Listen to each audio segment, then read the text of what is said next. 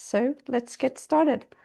Digital product development paradigms. I will walk you through the poster and of course a little bit more on how to become product-led instead of a feature factory and what that really means. And we're gonna, see if this one works first. Start with a little bit in the beginning here. What does success looks like in your organization? What does it mean? How does it feel? And when do you feel successful, maybe yourself or together with others? So is it about having all the requirements in the plan and you can rely on no changes being made? Is that being successful in your organization?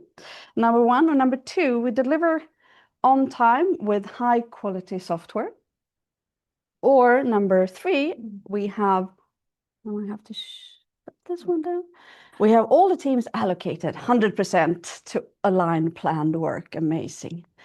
Or could it be maybe that we get early feedback and stop working on what isn't valuable for our customers? So does any of these feel like in line with what success would be in your organization? Please share in the chat the number 1 to 4, or in the room you can share with your hand, or in the screen you can show that too. Now Pernilla, I can't see anyone else than you. What do you guys say here? What's the number? Is it any of these? Number 2 would be the most. Number 2. So high quality software. And what is it at Kungliga biblioteket, the Royal Library? I think it's 2, 3, and 4. A mix of 2, 3, and 4. Yeah. Huh? Okay. Okay. So it could, of course, be different things in different parts of the organization. And Pernilla, I don't know if you got any numbers in the chat. Did you get any? I think she's muted. You're muted. Oh, she's muted. I can't hear anything. Okay. But good. Keep this number in your head. We have a mix of 2, 3, and 4. 2, 3, and 4. Okay, good. So number 1 correlates with waterfall ways of working, where we want to know everything in the beginning. We want to do a lot of research. We want to understand exactly what the solutions should look like. And we produce a lot of requirements. And then we hand it off to someone else to do the work that we have planned for. And we don't want to see any changes. So what happens here, of course, usually when maybe things doesn't work out as planned, and it wasn't maybe even the solution that we created requirements for, that we release something, but we're not sure until at the end if it's actually the right solution. So we might end up with unhappy customers, maybe something we can't even release, or something that causes big problems for our organization and the people that we're serving. And of course, this could be extremely costly. So this was a great way of working, probably in the 70s until maybe early 90s, but maybe not so much after that, but still a lot of waterfall projects are going on. And 2001, or before that, and of course a lot after that, we've started to work agile in Scrum teams. And of course, these teams, they take on work and they produce a little bit during maybe a 2-week sprint at least, and then create something in small series, where the point is to get feedback on what we did and see if it actually helps, if it works, and if it helps the customer. So here we got a way to actually change the plan step by step by understanding what's going on with our real customers if we want. But it's a kind of maybe a small feature factory, especially if we don't go out and meet our real customers. So if we have product owners maybe also creating requirements, or maybe someone else doing it for them, it becomes a small feature factory anyhow. But the intention was to actually serve our customers every second week with something and see how it works. Maybe not just the software, but it could be that's what we have ownership over, because a lot of times these Scrum teams, they work with software development, not business development. This is why they have not become product teams yet. So many times it could be a no on the solution helping the customer, but maybe we created what we thought was good. And if we scale this up and think, this seems like an awesome thing to do, we might use a scaled agile framework, maybe safe. And then usually it becomes a huge feature factory where we plan a lot. We might have also a lot of handoffs. We might have a lot of teams involved in just doing a delivery to our customers, which then of course becomes really tricky to do the delivery. And we don't know at the end or until we're done with everything if it actually helps the customer. So here we also got a no, maybe, on maybe a quarters, 3 months of work for hundreds of people. I've seen that happen. Maybe a year goes without us being able to actually release something that people can use. And then at the end, 2 years later, maybe it's still a no. We can't serve our customers really, and we don't make money. So of course, could be really costly if you look at the cost of doing something that doesn't help the customer. So sometime around maybe 2000 or maybe before that, a lot of people started to work more customer-centric in agile teams as well. And if you are product-led here, you can have a strategic focus. So we got someone that needs to maybe mute. Debbie, it looks like you. Pernilla, can you help? Is that possible? Thank you. So here we can do continuous discovery and delivery in smaller teams. And we're going to look more at this, of course, how that could work. And they can take on a strategic business goal and work on that over a period of time, and then understand continuously what actually helps the customer and what makes us reach our business targets. So you can take responsibility for these two things in these type of teams.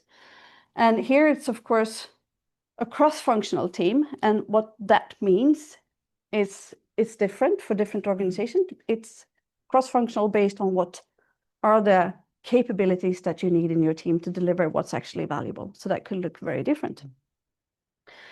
And here we can actually do prototyping, we can do hypothesis-based work, and we can get feedback on, is this the right problem to solve for our customer? Is that the business problem, the customer problem we need to solve? And we can test if the solution actually helps the customer as well. So here we can test these two things and we can figure things out. And then we can work much more strategically. So let's move, maybe take on a new market, maybe create a new product. We don't have to get information from someone else on the solution, how that's supposed to work. We can just take on the business problem. And of course, here it's much easier to create something that customers love, that actually helps them, wants them to stay. We can create stickiness in our products. We can create something that our competitors don't have because we don't look at them and try to do something similar. We actually look at our customers, our market, and what is our business purpose. And here, of course, these teams becomes much more efficient because they do what's right for the customer, what's right for the business with much less effort. So we're going to look at what that actually means. And of course, here we stop doing what doesn't help the customer. That's not a failure. That's what experiments are for. Here you can do value-driven experiments. And if you look at the feature factory version, you can't do that here. That's going to be a major, maybe catastrophe. Working in 3 months, nothing works. It's not something that our customer wants. So here it's really, really tricky to do that. And if you try to do it, it's going to be, lose my face. I have to maybe quit my job if that's what I'm planning to do. Much safer to do it here in smaller teams. So that's what successful product teams and product organizations do. So we're going to move on and look at what is modern product management.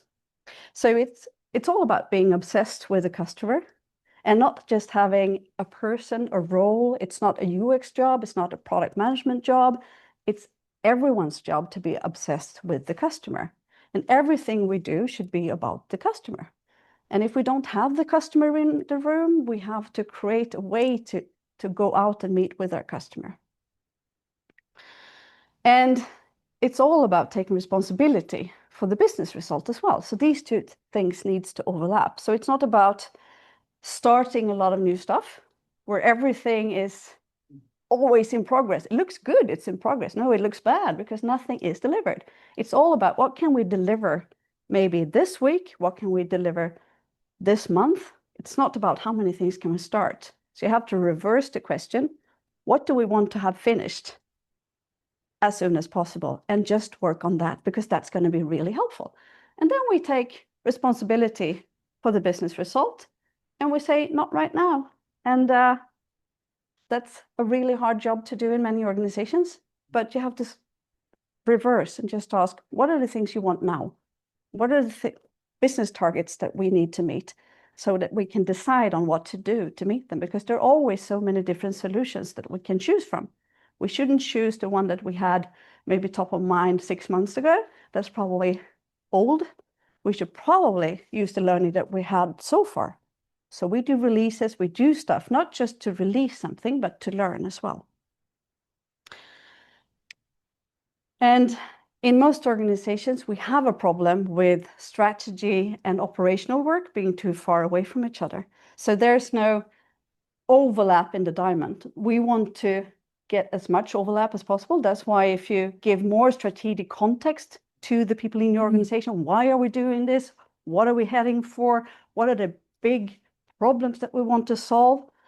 Then they can make smarter decisions, and they can figure out what actually works for the customers, and they can inform and help you create a more dynamic strategy. It's not possible otherwise. And this overlap is created with facilitation, visualizations, people getting together, doing work together. And we're going to look more at what does this overlap look like, because that's usually what needs to happen. So that we can actually create valuable products. So these capabilities, so that we understand what's profitable, what's feasible, and what's usable. These capabilities usually needs to overlap maybe in each team if we want to have product teams.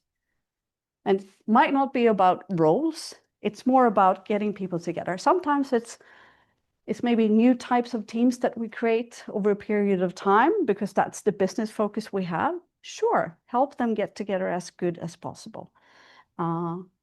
Maybe not just sticking to having software and tech teams and then having business teams somewhere else, or business people joining maybe randomly, or just being the product owner and maybe a little bit too busy.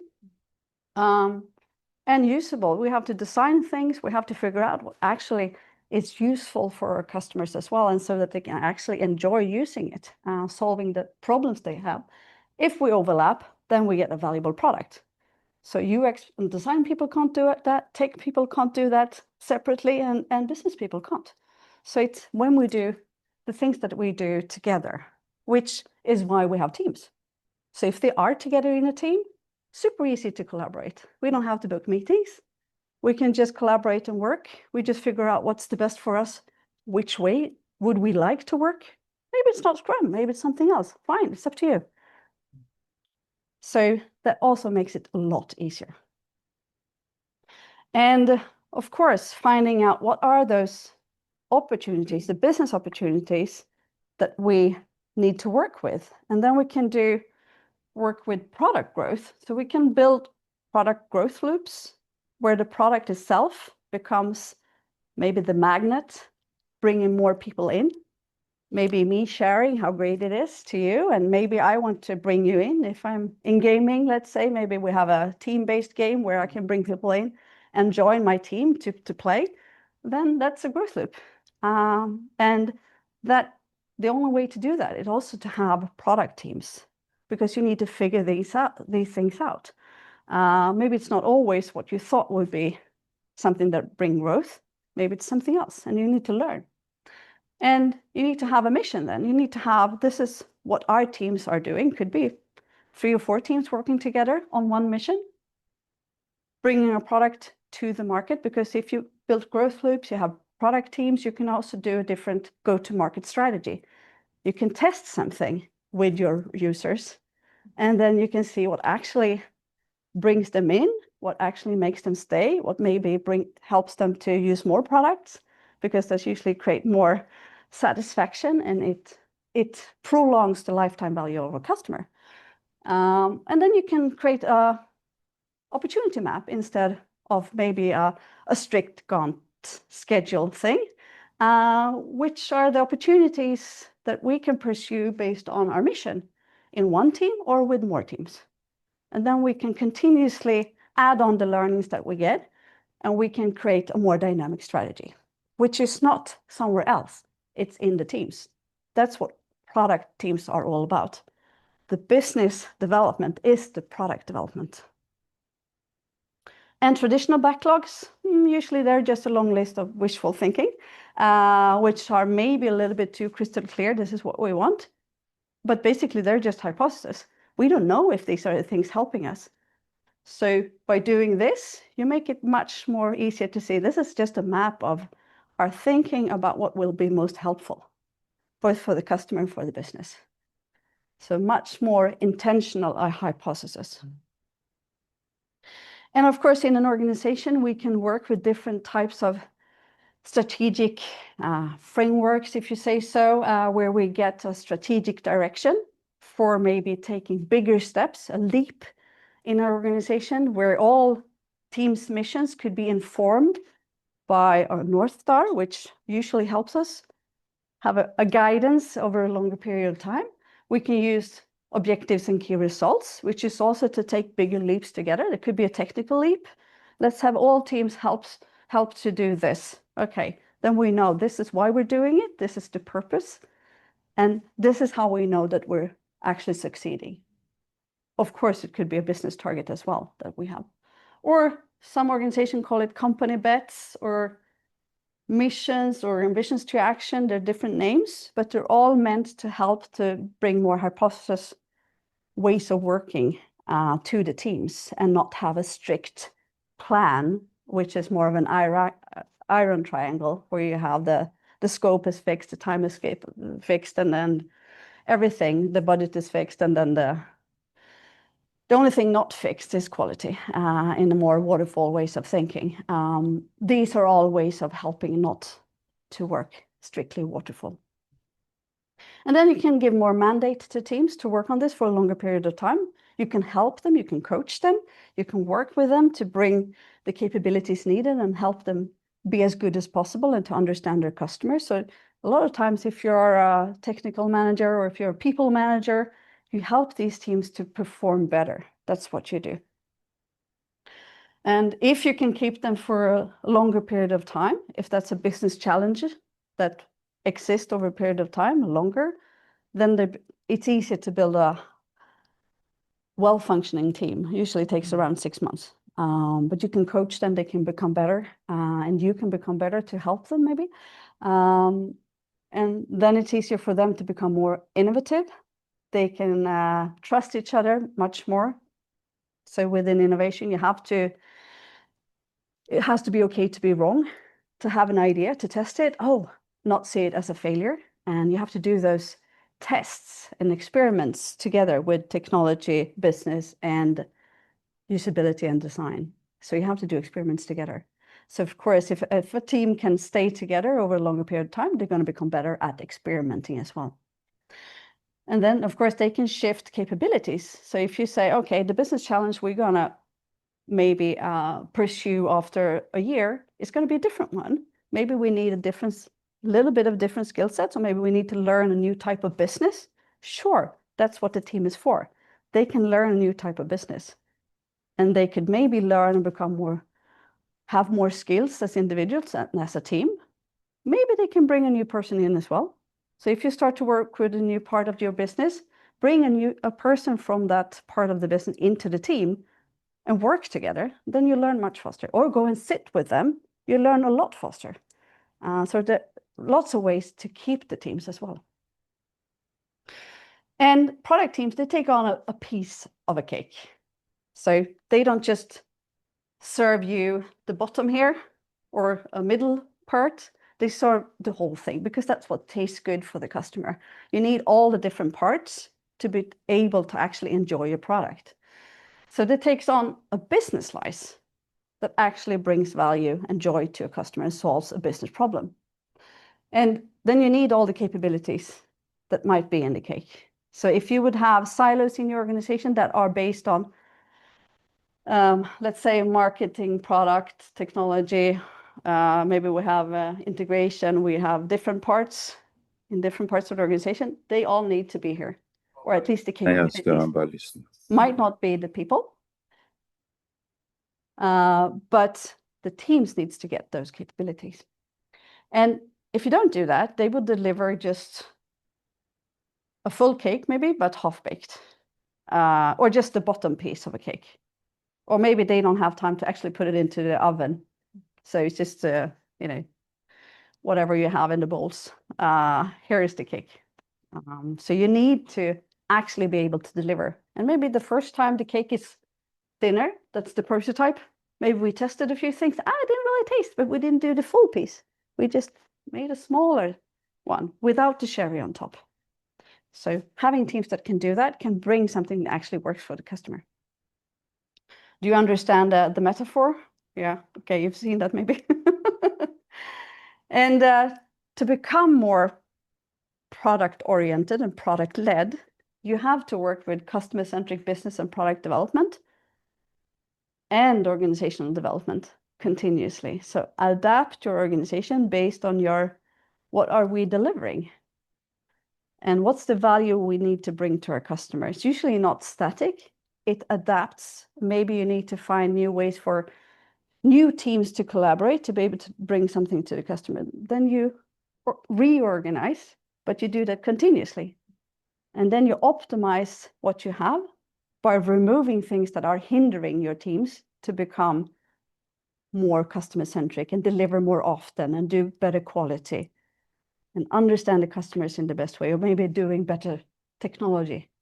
All these things, you continuously adapt instead of doing just reorganizations, because that's usually not helpful. And then you just continuously deliver something to the customer, and you continuously adapt and see how can we become better as teams and as an organization. And the success metric is not how the organization look. It's not implementing a framework. It's can we actually increase business value? That's what you measure. Otherwise, it's just, oh yeah, we got a new framework. Woohoo, success. It's not. That's not the outcome. That's the output. You need to measure the business value. Then you can become product-led because you can understand customer problems and you can deliver them much faster. And that's the only thing that actually matters. Sometimes, of course, we have to follow things that happens in the world. We have to adapt based on that. It's not really a customer problem. It's a new law that comes or whatever. It's politics or whatever. Yeah, sure. But that's the same thing. How can we do that without breaking the customer experience? Without maybe creating something that's going to be a hurdle or further on? It's still a valuable solution. And who succeeds best at doing these? Well, it is those that experiments, that try these things, that meet the customers and learn from them, of course, not just meet them and say hi, but actually test things with them and see how things are going and see where they are, where they're using our things and why are they choosing our product or something else. And those that actually share results in the organization, that we actually cross-pollinate between teams, between parts of the organization, that we learn what was successful, what was unsuccessful, what did we learn along the way, and create those type of forums where we can actually share results are crucial if you want to build a better organization. Otherwise, the learning stays within a small part of your organization, maybe just a team or maybe just a skill set across the organization. And those that can work with more data-driven hypotheses, where of course we have maybe just an understanding about our customer needs. We create a hypothesis based on that. Maybe we don't have the data yet, but we have a hunch, but we go and look and see if we can find some data. Maybe we release something based on a hypothesis to see if that can inform our hypothesis and make it better. So those that can do that. This is an example from a new business project with teams working within media, a newspaper, where we had lots of different things. We didn't know which sport we were going to focus on. We didn't know exactly how to do it or in which channels or who for. And then we collaborate together with the tech teams, the business people, the marketing people, and also journalists, of course. creating hypotheses together. Which are the things we want to try? What do we think? How does it look? To help make better decisions to get something started. And here is an example where you can have your experiments, your hypotheses.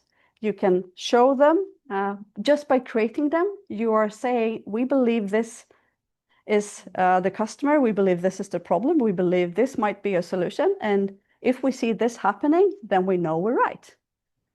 Otherwise, you just deliver something and whatever happens, happens. We don't know if it's a success or a failure. And you can show it on a board like this. In this case, we had just weekly, I think we had like short meetings where people presented their hypothesis and their learnings. And then usually you do hypothesis and then you learn something and then you create a new hypothesis. You're not maybe done. And that's a process people need to learn and maybe unlearn the other way of working, which could be more requirements, more projects, other ways of doing it. And of course, you need to get out of the building, goobing is it called, where you help people go out and actually meet with real customer, test what you've done, get some feedback.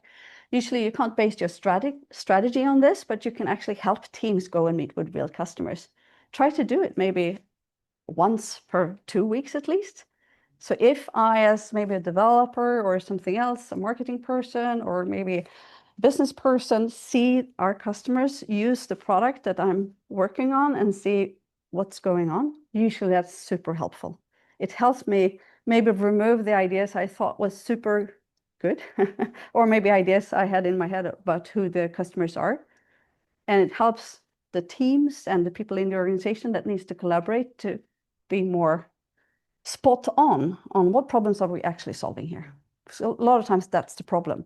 We don't talk about the same customer or business problem. We talk about different things. And then we can validate our risky assumptions. So if we have a hypothesis, we can go out and meet customers. We can show them something. This was an idea we had. I created this super fast sketch in Photoshop, like 1 hour or something, just to test, are people interested in sponsorship of local sports teams? And what would be the price point? We didn't know. And I think we skipped this idea all over because it's going to take too much time to do it. So in our first release, we didn't have it on at all. I'm not sure if they do. Maybe a year later they might do. So this was soccer, local soccer. So maybe that's something we can do later. Okay, let's keep it. So it's just 1 hour work. See what people are saying, maybe 20 people that we meet in different parts that are interested in this and actually watch local soccer and see, would they do this? And sometimes they say yes, but they don't. And then you have to ask a little bit more questions. What would be the price point? How often would you do it? Why? To understand, maybe not.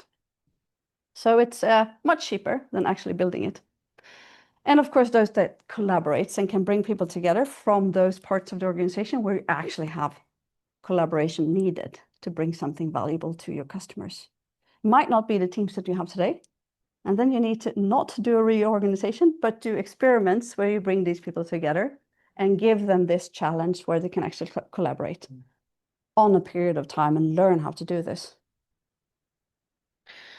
So the paradigm shift and shifts needed to actually create this, well, you have to start with the customer and the product. So this is a model that we're using called PAVO, where we have product, architecture, ways of working, and organization. And you start with the customer and the product. What are we supposed to do? Who are we doing this for? That's the business life, and that's where we organize around. And then you can look at the architecture. So how are we supposed to be able to deliver something? The architecture you have today might not support that type of teams. Then that's a shift you need to do a lot of times simultaneously as you build business value. But you have to have a strategic direction on that as well. So it's not just going to happen by itself. You have to make a decision. And then you can, okay, what's the way of working that would help these teams? And maybe they figure things out themselves. Maybe sometimes they need support, of course, to find new ways of working, because people from different parts of the organization have different mindset about how you work. A lot of times we see people don't collaborate. They just do their work and they don't understand how to collaborate. Then we need to help them. How do we actually work together? And then organize around and manage based on who needs to collaborate to create value. That's the organization you need then. And if you do that, this will become a product organization. So it's not a mystery. It's just follow this and step by step continuously adapt and find better ways of doing it. And if we shift teams' responsibility, if it looks like this today, it's a waterfall where we have silos, we have handoffs. Here we have, well, we have a little bit of agile, but we can't release. We know about that. If the teams can't release, we don't know, we can't get feedback on what we're doing, if it's actually working, and the teams can't take responsibility. And that doesn't help teams to feel pride and joy, and they become more of a machine, or just a cog in a machine. And here we have agile teams, possible to release, but maybe not running it. So you have to move further down here. Oh, look, we got a design team member coming in. Woohoo! But we can't work. We can maybe go out and Goop and see, is this design working? Is it helping people? Is it useful? But we still don't make the business decision on what slice are we working on. What's the opportunity? Someone else picked that for us. That's probably in the roadmap. Might be decided a year ago, or who knows. We just make it look pretty here, basically, which is not what designers want to do, I can assure you. Since I was a designer and that was my, I didn't like it. And here we get DevOps teams where we actually can release and run, which is, you have to do this. You have to help teams to become DevOps teams. Then you can continuously release and control your environments and make sure that you don't break anything. And it becomes much better for the customers as well, where you can do continuous integration. And down here, we have the feature factory. We can understand customer needs. We can do design and all of this. Ooh, looks great. But someone else decided on the business opportunity.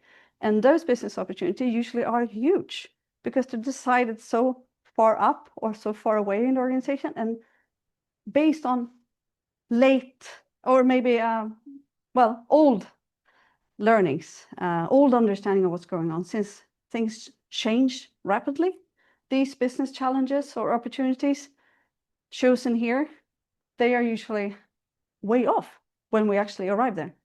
So down here, we got product teams that can actually have this map. They can have a mission. They can understand what actually helps the customer to do what we want them to do, to help them do something, which then delivers some value to the business. So down here, teams can actually run it, release it, test it, build it, design it, understand customer needs that are needed to deliver the business value where we choose the opportunity. So down here we have product teams. And of course you have to do it step by step. What's the time? Oh, good. And what we do need are different types of teams. And these are all basically, except for one, product teams. But usually we need a mix of teams. So it's not that all teams maybe do the same thing. So we might have, if we have a customer journey, it could be helpful to organize around the customer journey because that really helps us take responsibility over something that's valuable for the business, which could be onboarding new customers, which could maybe then help them use more products. So that's part of a customer journey that I go through as a customer. Maybe get the customers back. That's also part of the customer journey. We want that to happen. It's really hard to get that scattered around the organization. No one's going to think about that. They just do what you told them to do. But if they have a connection to the customer journey, could be super helpful. Mm-hmm. So a lot of organizations do that. Then they could be maybe more front-end oriented because that's the further up you are, that's where the actual, what people see when they are in contact with the organization. But it doesn't have to be only digital. It can also be analog channels. So you take responsibility over all the channels that a customer maybe interacts with in a part of a customer journey. Could be that. And then the product offerings that we have, that's also something we need to continuously adapt to not have maybe old stuff in there. Maybe it grows like this because we got marketing campaigns, we got like lots of customers on different price points. So you need to take responsibility over those things too and understand what would be a good, maybe, product offering and collaborate with others. So these teams don't work in silos either. They also collaborate on the whole, but they are much more business oriented. And then maybe we need platform teams that maybe deliver functionality in a technology part of the platform or the technical product. They could maybe help the other teams to take responsibility for parts, but they don't do that just because they are the only ones that can do this. They should help the other teams take more responsibility and own as much as possible, because otherwise you've got dependencies between teams and you want to remove as much dependencies as you can.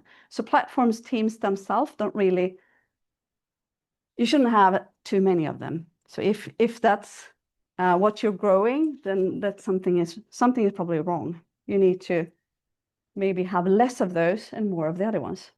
And service teams, those are there to support other teams to grow a new capability. And that could be within, let's say we don't have DevOps, we start with a DevOps team, but the purpose is to have all teams to become DevOps. Then what they do, they coach the others, they build support for the teams to be able to do the things that they should do and grow those capabilities. Once that is up, maybe the DevOps team that we started in the first place is not needed. Maybe they just coach everyone and make sure that everything is working and maybe onboard new employees or something like that.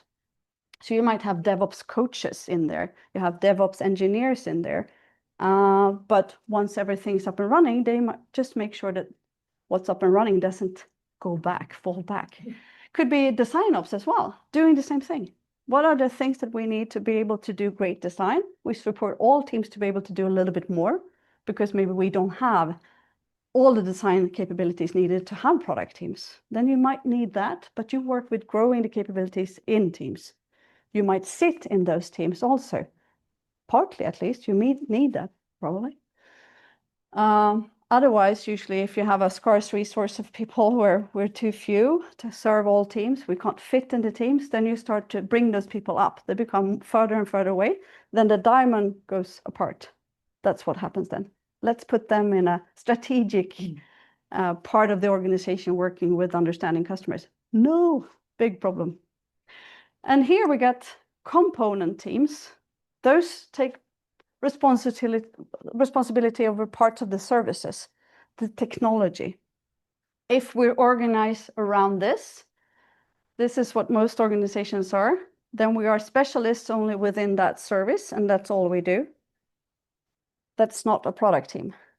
And that's going to create a lot of dependencies, because then usually we need all of these component teams to be part of the delivery. So if you have 10 teams, whenever you get something new that you need to deliver, all teams needs to be part of it. That's a sign that you have component teams. What comes in, that's what you're supposed to do. So within that funnel, you see that's customer needs and business needs that you need to figure out. Those are the ones you need to organize around, not the services, the components, the technology. You need to switch that around, right? And it's helpful to have cross-functional leadership teams as well. Because if we have cross-functional product teams, people supporting them, the managers also need to collaborate and work as teams, have a shared goal, which is supporting the organization and the teams to bring as much value to the customers and the business as possible by helping, maybe adapting the organization, maybe make the strategic path forward clear, maybe create the North Star, those kind of things. And if you are organizing component teams, you have maybe like a green team, a red team, the product owner running to each of these teams, or product managers, trying to get them to do just one small part. I just need 3 of this red. I need 3 of this green to be able to deliver something. And what happens usually, it's not a great product for the customer, because we just look at our red stuff and we just look at their green, and it's usually it's impossible to understand how does this actually work when it's all there for the customer. It's integrated, it works great, but how is the experience? So usually you get like this, maybe not coherent experience. It's not seamless. It might be breaking up even, because no one has responsibility over the whole thing. And the teams should have that. It should not be roles outside of the teams that are taking responsibility for the customer experience or for integration, for test, or coordination between teams. But if you have these component teams, this is what you have. A lot of extra roles, just making sure that teams can actually deliver something. And it's not because the teams and the people there are stupid. It's because the organization isn't fit for delivering something for the customer. So if you have working towards more of a product-centric organization where you have product teams, these shouldn't be needed. No overarching roles, because the teams are doing this work and the leadership team is supporting. And leadership team, of course, we need different capabilities. We have different people supporting different parts. We have people managers, could be tech managers or development managers, or what we have, different names on those, depending on who is in our organization, of course. We have chief product owners, product managers, product owners. Of course, they need also to be part of the leadership team. And technology, probably we need someone to support the teams to understand where we're going with technology. We need strategy there, we need support. We need a thinker. All these people needs to be part of a senior leadership team where we actually think and make decisions together, not separately. And then continuously adapting the process and how we work, the organization, the governance model and support. Usually that's a role or a capability, a person or several needed. You could call them agile coaches or you could call them something else, but they work to continuously help and improve the organization. Sometimes these people do that too, but usually just within their area. So just helping to keep it all together. Hey, come in, sneak in. And then having this overlap, this is where we create value together. So of course, leaders work within their area, do their work. But what we do together as a leadership team and for our organization, that's what's bring value to the organization. We need to see things together. We need to make decisions together. We need to bring our information in together.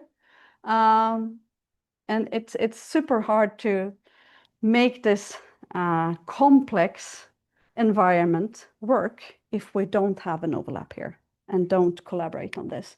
And usually you need something that actually visualizes what's going on, where are we heading, how are things working. And you might have different things that make sense for different people and different parts. But what's important here is how is it really going? So it's not about the map and how we thought it would be working. We're not supposed to just follow a process. We're not supposed to just do what was in the business plan or what in the project plan or whatever we might have. We're actually supposed to look at how are things going right now. And just if it doesn't make sense, the old plan we have, we skip that and just make better decisions together. So usually we have parts of how are people doing? How are the teams doing? How are they maybe with the capabilities? Do we need more and new capabilities? Have we maybe refocused teams? Maybe we need to build up, or maybe we need to build capabilities for something new coming in later in our organization. We might have flow metrics, which is not, here we have the number of teams in a delivery. That's good to know. Number of ongoing shared goals, bugs in production. All these things will hinder, if we have too much of things here, usually, it would hinder flow. And here we might look at what are the teams working on? What are their missions? What are their maybe KPIs, the results that they're looking for, and the next opportunity that they think they're going to pursue. So we got just an overview for everyone here to see, not just for managers, but for everyone. So if I'm a team member, I can go here and see what's going on. How are we doing? I don't need to wait for the next all hands meeting where someone show a PowerPoint. I can just go here. We have maybe an overview over shared goals where maybe we need to collaborate in teams. So maybe we get, okay, are we on track? Yeah, 80%. Okay, if it's 20%, if I would be the manager here, we're like, oh, what can we do? We need to go and ask them and see, do they need help? Yeah, maybe they got too many things going on. Cool, let's help you remove that. And here all about product technology, how the product and the customers are experiencing the product, which we can continuously explore. We can invite customers and see how things actually are working to be more strategic, because here we can say, oh, we want to increase here. Ease of use, of course, that's why people are dropping out. Let's work on that. How do we help all teams work on that? I don't need to just understand it myself. If I'm the UX manager here, which is part of product as well, I might just help all teams to actually understand how we do this and then figure out what are the things that could be improved. And system health could be market shares, response time. So anything that actually makes sense are the metrics. What are the things that the questions you have, that maybe the problems you have? If you have low quality, a lot of bugs, visualize that here. If you got too few things coming out your organization, visualize flow. Then usually they work on too many things. We need to reduce that. So you visualize that.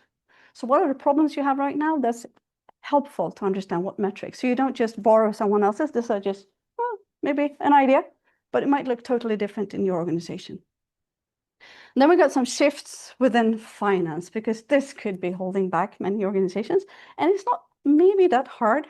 It's just here too, we need to collaborate on this. So if we have a more budget-led organization where we have a lot of business cases to prove ROI, if we need to do a business case beforehand to prove ROI, it's just wishful thinking. It's just a hypothesis, but it looks like a truth. And then we get a lot of resources, but it's high risk. If you have a budget-led organization, then you don't know if this is actually going to help the customers and bring business in, right? And you might have goals that are more output oriented, which is not the actual value. It's the solution. Have we delivered the solution? Have we delivered this many things? Of course, more rigid budgets. Here, we want to stick to the budget and we follow up on the budget. And OPEX and CAPEX usually is connected here to phases within projects, where you don't know once you've delivered a project, the whole thing after a year or two, or who knows, if it actually delivered value to the business and the customer. Otherwise, it's just OPEX.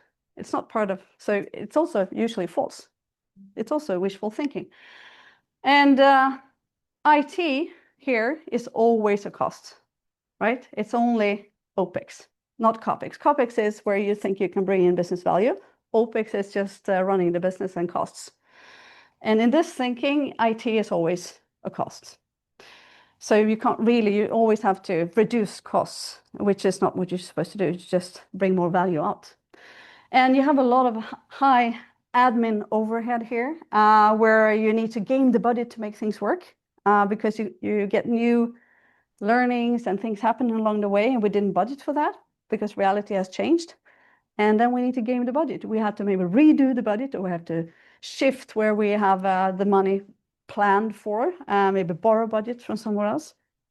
And financial reporting is a lot of work here to understand what's actually going on. Are we on track? But what we're on track on is just this.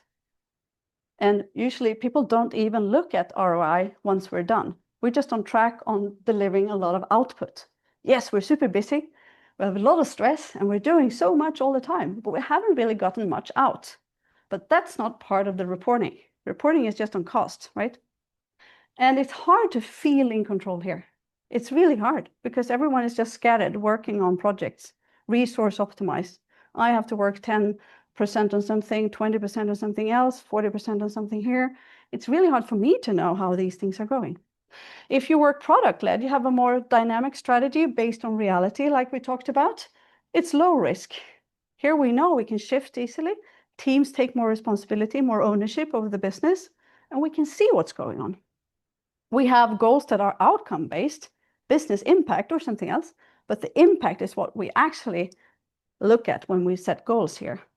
And we have budgeting based on fixed teams cost, where the team's cost is usually over, it's the same basically.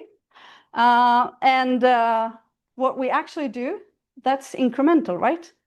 Piece by piece, we can replan what we do. That's separated. So we have incremental financing on what they do, you could say, but the teams are there. We just look at what are the things that we do continuously. So they are not mixed in a budget, right? That's a huge difference. And here, OPEX and CAPEX, of course, is delivered continuously by product teams because we work together, which is also low risk. If we do something that's OPEX, we can instantly see, oh, it's CAPEX. it actually brings value.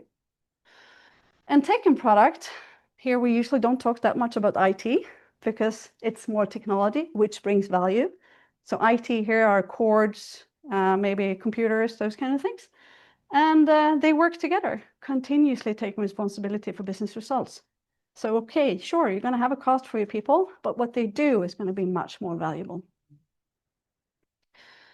And low admin overhead, because we don't need to game the budget. We don't need to have a lot of financial reporting. We report on the business result instead. How are we doing on the business? Everyone can talk about that. It's not about how much money did we spend on that project and how long did it actually take? Was it the same that we planned for or whatever? And here we are in control. Everyone feels in control, especially if you have transparency, you have the visualizations, we know what we're doing, we know what we're there for, and we can take pride in that. So we got someone who's helping us a little bit with the blue lines. Thank you. So which are your organization's business challenges to be solved in connection to delivery? So please have a little bit of a thinking about that. You can talk 2 and 2, and you who are online, maybe think a little bit about this. Is there a business challenge, something that brings value that you can work on and also maybe solve any of these other things that are maybe more tricky to define? The complex challenges.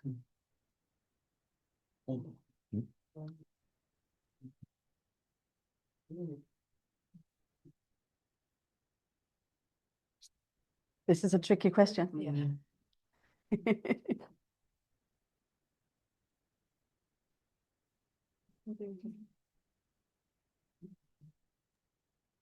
And please, you can write in the chat. Pernilla is probably helping. We have some questions in the chat as well, so Should we take them afterwards? Yeah. can do that. Det är någon som hittar pennan. The pen is great. Who's the doodler? Who's doodling?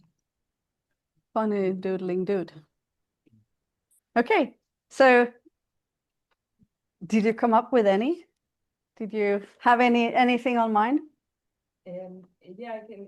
Yeah, colleague who work at the Royal. No, it's actually. Can we please use the microphone? It is using. on? It's used now. Can you hear?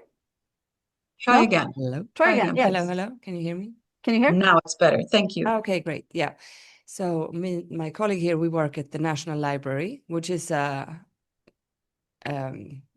state governance agency. So what we work with is to collect everything that is published. So paper, newspapers, on paper and on the web and podcasts and TV and radio and Yeah, huge. you name it. So it's huge, and we have like the biggest server halls in the Nordics, and you know it's massive. And of course, this agency works with a lot of different business challenges, which isn't really a business, but it's laws and stuff like this. But what we have been working with over the past almost a year is to get more people to deliver electronic publications to us in an easy way. And it's a very old institution. So it's a cultural mix of like ancient times, 400 years ago, like we have been collecting that for a long time. But the electronic material is quite new. So it's been shoved away in a unit, like you can do that. And they've had so much problems and they have not had a team to help them. And so what I do is a product manager and Puk here is a service designer and UX designer. And we decided early on to work towards the goal to get more people to deliver electronic materials to us at a lower admin cost for our internal users. So we actually have like 2 user groups. Our main focus has been internally, like making admin less in general, but also in the long term get more publications delivered. And is that your main focus as a team to take on this challenge? That is. That's And we were very free to set that goal. Perfect. And yeah, it sounds like you put it Yeah, right, but right it's where it's supposed to be. when I started listening, I was like, oh, it's always difficult in an agency like this. Like we Of don't course. really control it. But we have managed to bend out Yeah. a team inside different other teams. So we are quite cross-functional, but it's not like you are a team. No one would say we are a team, but we are a team. You work on something together Yeah, and deliver something that creates exactly. value. Yeah, And you need each other to do that, right? yeah, Those are the people you brought Yeah. in. Then you are a team. yeah. We are a It doesn't team. matter which Yeah, unit you belong to. Yeah. That's not the team. yeah, That's the team. yeah, So that's a perfect example. yeah. Thank you. Great. Thanks for sharing. Did you guys want to share something or? You share. Yeah? I mean, I think it's that broad, well, like I said, the main business is the, I mean, compliance, regulations, and how that has overtaken us looking at what the end user wants. Instead, we treat different legator or sort of governance as the customers and focus on that only. I would say instead of that being something to help the customer with, be with them as the customer. Yeah. So then you know. Yeah. Yeah. And I heard you had more projects than before. Yes, we've been Less autonomy in the teams. we've Yeah. been focusing on that as solving that with big projects often, and sort of. Then you kill the autonomy. It's you have to revive it again. Yeah. Huh? Nice.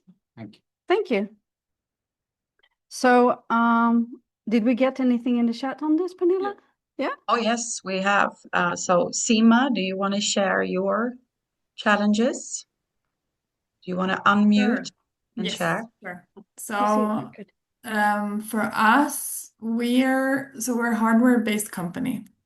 And I think a lot of these concepts that Mia mentioned today are really like interesting to try to incorporate. But where I'm working right now, the cycles for development are really long. Like we're talking about years. Because these are like backbone, like let's say society backbone things. Let's say the power grid or like generators and motors driving like very basic stuff for our society. So their life cycles are long and their needs are and the longevity is there. And then every time you make a change or you want the change, you have to be very much more certain. And the opportunities for testing things out and experimenting becomes complex in the sense of where could we do that even? And you have like mathematical algorithms that are difficult to develop and make like in smaller sets, let's say. Can you have a smaller slice of that cake or a thinner cake? This becomes like super challenging. Yeah. Yeah. Yeah. Usually what you need to slice is the problem.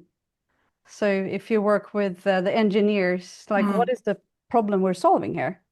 So it could be, power outrage. Okay. So can you slice that to a smaller problem? Yeah, just one generator. That's a smaller problem. Right. And then, okay, can we just work on that smaller generator where maybe we have no one living, let's say, could be in your, factory. Then it's a much smaller problem. Let's figure things out there. So you try to slice the problem always, and then you can give that problem to a team that can just focus on solving that business challenge. So yeah, it's really hard in some parts, some organizations, because the projects are so long. So it might not just be the project. Because if you have projects, then usually you're not product oriented. Then you have long projects, and then you have all these overarching roles. You have all these extra things going on, and the teams only do what you tell them to do. So it might be the wrong thing. So 2 years later, oh, we got new technical solutions. Why didn't you use them? You didn't tell us. You didn't tell us to do that. We solved the wrong problem with the wrong thing. So yeah, slice the problem. Good point. Thank you. Very good point. Thanks a lot for such a nice insight and without knowing anything. Thank you. And so it's helpful to also understand and know that, of course, we want a lot of performance from our organization, hopefully 100%. But the system around the people doing the work is what actually influence the performance with 95%. And that's your governance, your operating model, your structures, like everything, how you do the work and how you organized. And people within your organization can only influence it with 5%. So you can have super smart people. They are great at collaborating, but they don't have the people around them to collaborate with. So that's why I do only my task. That's why I don't ask, what's the purpose with this? That's why I feel like a cog, like people are pushing, or I've been pushed things to do, because the system isn't helpful. So you need to manage and improve the structures in your organization so it becomes more helpful for people to collaborate, like you did. You bend it out from other teams, a team that could focus on a real customer-centric challenge where you had 2 different types of customers. Perfect. And then you are helping the people in your organization to build better solutions for your customers and focus on that instead of thinking about, where did I put my time? Did I do 20% on that project? Where is the next meeting? I don't know. I don't have any time. I'm stressed. I'm burned out. So if this is influencing us in the wrong way, then we're probably going to get a lot of sick people. But when you do this successfully, you usually get delivered cut by half or more. It could be significantly more. And you enable cutting edge business and product and organizational development that makes a difference. So it really brings value. And you will increase the business outcome, which is what people actually want, right? They don't want you to follow a budget, just to report the finance. They want you to increase the whatever is the real success metric. And you will get increased engagement within your employees because they feel they are bringing some value to the customers and do something that really matters. And you have to make long-lasting changes, usually in your structures, because otherwise it falls back. It might be for you, maybe you solve this challenge, but you're probably going to continue as a team, right? Then you want that to stay and not just, yeah, exactly. So if you take, responsibility for all technology or whatever, all digital parts of publishing, then of course it's going to be a long assignment, right? Then you can continuously build new teams that take on these kind of challenges and bend out new people from teams. So it might be in different parts that you are doing changes. Could be in the financial parts, could be in the governance then, or other parts, what competences you are needing, where you're working, of course, and everything. And you will get, by doing this, a shift in your culture. Because when you do these structural changes, that's when culture change. So it's probably going to change for the better if you have focus on the customer and doing valuable stuff and helping people to collaborate, because it's usually fun, most people think. And this is where you get a sense of pride, innovation, you get less stress. And stress is going up like this. We get reports of that every year. It's like, and that's because of the project. It's not about the people. And if you take on a business challenge, we like to tackle things like product market fit, too costly, because if you have product teams, you go to market in a different way. You get a product market fit much more cheaper, much faster. You can target online sales if that's a problem, much more efficient, right? Because you take responsibility in all the channels connected to the customer journey. And if you have long time to market, it takes 2 years, but we just want to fix the generators, power outage. It's going to be much faster if you do this. And if you have a lot of innovation going on in R&D today, if you have that, not maybe in the digital part, but hardware, maybe you can't really get it out to the market because the organization isn't set up for incremental deliveries of new innovations. But that can change by doing this. So you can get a lot of those initiatives out to real customers. So that was it. Thank you very much. And thank you. So questions, Pernilla, do you want to start with the online questions? If we have any? Yeah, we can do that. We had an additional question from Seema regarding which tools to use to track all the... No, sorry, that's Debbie. Do you want to take the mic, Debbie? Yeah, thank you. Thanks, Mia. That was really good.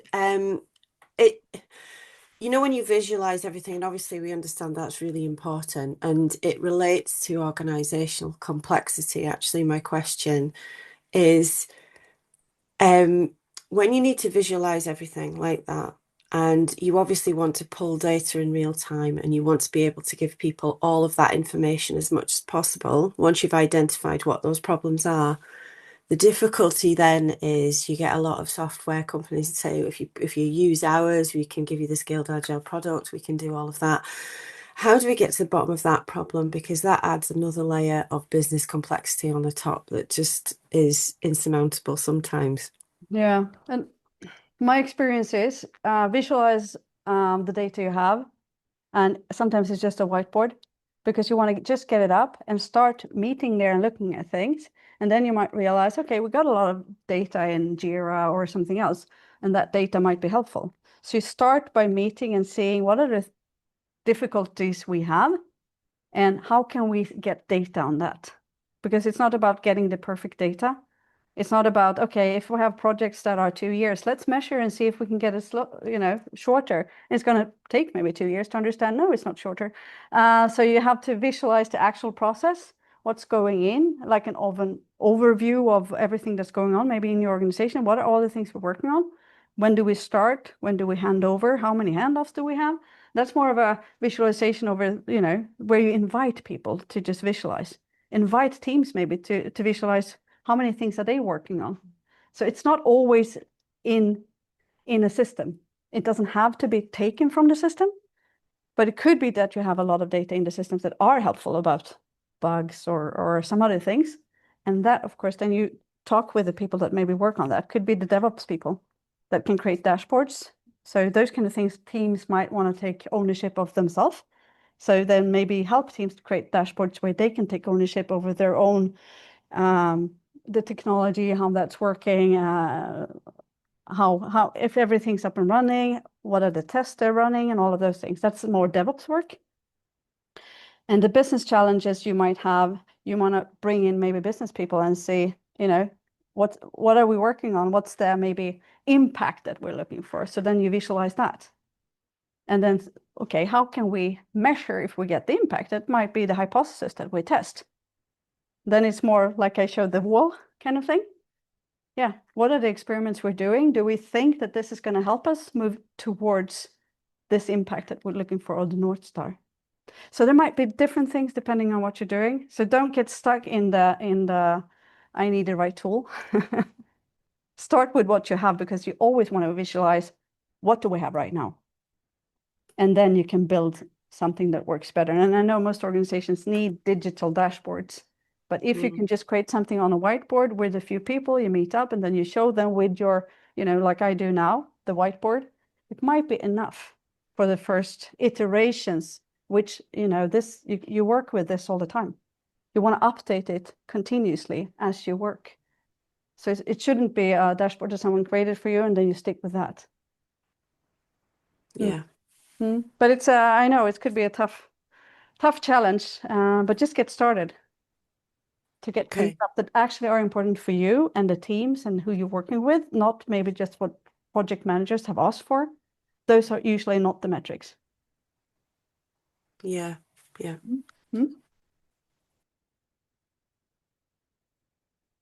Any other? Yeah, we also had a very interesting discussion here in the chat where our eminent Sophia jumped in and helped out, because Seema wanted to ask how organization structure, how they sort of. Do you want to take it deeper, Seema? Do you want to do that on your own? Or Do you want to did take she the get mic, a Seema? good answer?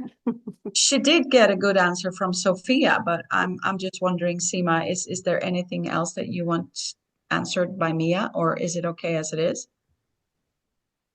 You want me to unmute you? Yeah, sorry. I'm testing out a new window manager because I come from Linux and now I'm sitting on Windows and it's a little bit buggy. So the windows, they disappear some of the menus sometimes. Anyway, so yes, I can do it deep, and I can actually rephrase my question, because at the time Mia was going through different types of teams. And I think I would rephrase my question into how do team topologies map into product led? And I think Sophia, you wrote a really nice answer, and I agree with you on like the mapping between the different types. But maybe the question would be even more interesting if you phrase it as if you want to look at team topologies as a possible way for you to organize yourself, how would that help make or break a product-led thinking or design? Do you see what I mean? Difficult question. But like the model where you start with the product and the customers, you need to start with that. And then you need to see where are we at right now with architecture and and then you can see, okay, what teams make sense to form and how can we bring people closer that are needed. And maybe you have teams of teams which take ownership over like a bigger area. Then you do that because it's more easy for them to collaborate, take a business challenge together or so. So it might look different, and you might not need all the teams. And you might want to start with your cross-functional leadership team, because then you bring those people together and then say, okay, how can we support people by visualizing, by creating, helping them to get closer to each other and collaborate better without all these overarching service roles, which usually they are hindering them to take responsibility. And so I really like that. I really like the reminder of starting with the customer and looking at the collaboration factors instead of like this is a way of naming teams and which ones do we need. So I really like that approach. Thanks. yeah, thank you. It could be a trap just renaming teams. Now you're a platform team. Great. Yeah, then we can continue just doing our little piece in the system. No, you shouldn't. So thank you very much, and great questions from all of you. Really nice to have you here. And I did a recording. I'm going to send you the slides and also a link to the recording, hopefully, if it went well. And you're free to share it and use it in your organization. And please get back to us if you have any more questions or if you want to try something out, get some support in something. That would be really fun. So nice to have you here. And you guys, of course, welcome to stay. Thank you, everyone, for joining online from everywhere. Thank you. Thank you. Thanks a lot. Thank you very much. Good to see you, Sima. Yes, you too. Thanks, guys. Thank you.